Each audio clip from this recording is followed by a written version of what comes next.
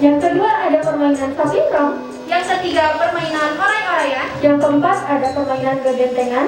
Yang kelima ada permainan bakia. Dan yang terakhir ada permainan egrang. Permainan egrang.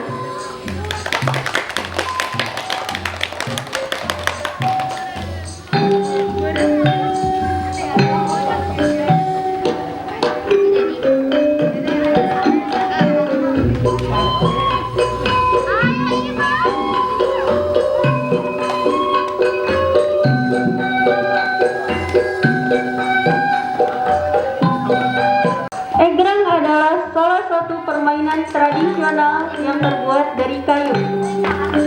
Cara memainkan permainan egrang ini yaitu dengan memulai kaki kanan. Setelah itu, kaki kiri juga naik ke egrang dan diusahakan jangan sampai melamun. Jika melamun dapat terjatuh.